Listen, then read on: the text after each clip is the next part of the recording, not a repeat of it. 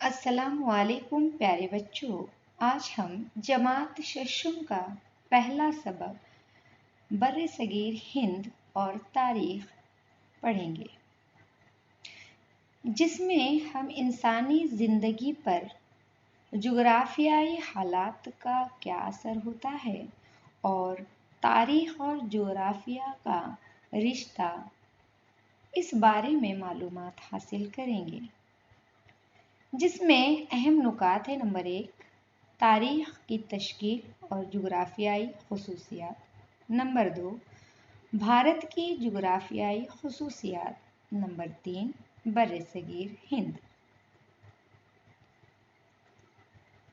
جماعت پنجم میں ہم نے انسان اور اس کے اطراف کے ماحول سے گہرے تعلق کے بارے میں تفصیل سے پڑھا ہے۔ ہم نے یہ بھی پڑھا ہے کہ قدیم انسان کے معیار زندگی اور تکنیکی علوم میں ہونے والی تبدیلی اس کے ماحول کے تغیر سے کس طرح مربوط تھی۔ ہم نے یہ بھی پڑھا ہے کہ پتھر کے زمانے کی تہذیب سے زراعت کو اہمیت دینے والی دریاؤں کے کناروں کی تہذیب تک انسانی تہذیب کی تاریخ کا سفر کس طرح طے ہوا۔ اب ہم دیکھتے ہیں تاریخ۔ تاریخ یعنی کیا؟ تاریخ کسے کہتے ہیں؟ ماضی کے تمام اہم واقعات کی سلسلے وار تحریری معلومات کو تاریخ کہتے ہیں۔ ماضی میں جو کچھ واقعات ہو گزرے ہیں، ان واقعات کی اہم واقعات کی سلسلے وار تحریری ترتیب کو تاریخ کہا جاتا ہے۔ یا انسانی تہذیب کے سفر میں وقوع پذیر ہونے والے ہر قسم کے ماضی کے واقعات کی مربوط ترتیب کو تاریخ کہتے ہیں۔ تاریخ کے 4 اہم بنیادی ستون ہوتے ہیں۔ نمبر 1، مقام۔ نمبر 2، زمانہ۔ نمبر 3، شخص۔ اور نمبر 4، سماج۔ ان چاروں کے بغیر تاریخ مرتب نہیں کی جا سکتی۔ ان میں مقام کا تعلق جغرافیہ سے یعنی جغرافیائی حالات سے ہوتا ہے۔ تاریخ اور جغرافیہ کا رشتہ اٹوٹ ہے۔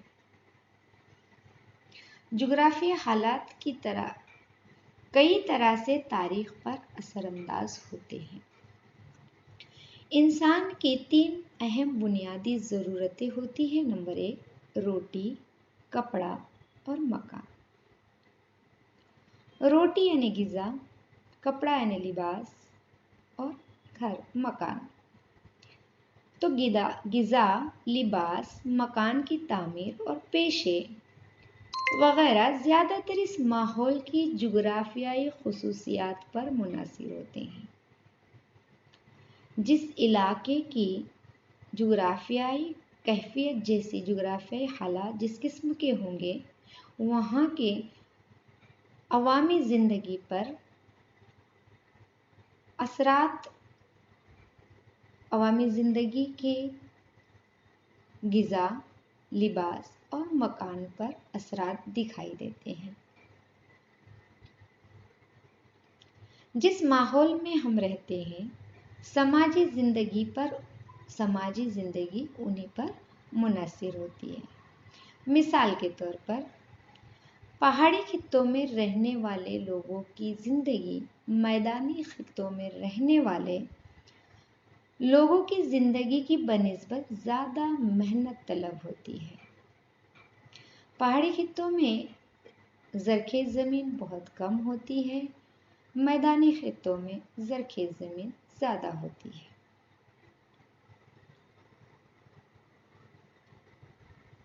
اس لیے پہاڑی خطے کے لوگوں کو اناج اور سبزیاں کم مقدار میں حاصل ہوتی ہیں، ان کے مقابلے میں میدانی خطے کے لوگوں کو یہ چیزیں بھرپور مقدار میں حاصل ہوتی ہیں۔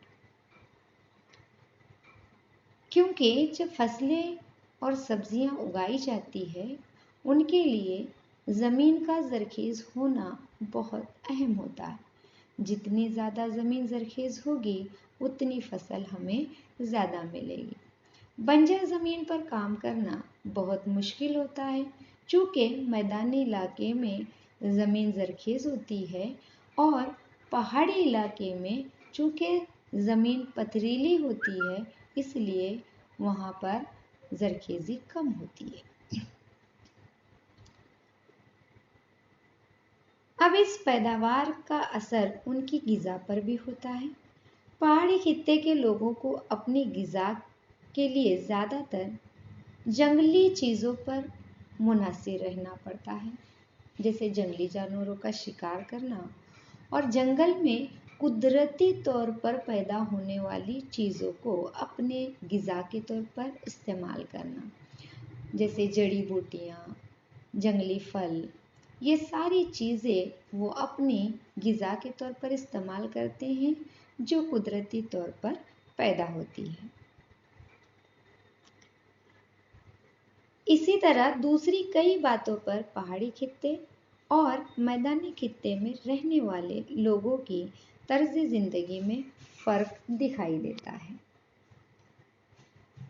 हम जिस खित्ते में रहते हैं वहाँ की आबो हवा, बारिश, खेतों से हासिल होने वाली फसलें, नबातात और हैवानात वगैरह हमारी गुज़र बसर के ज़राए होते हैं।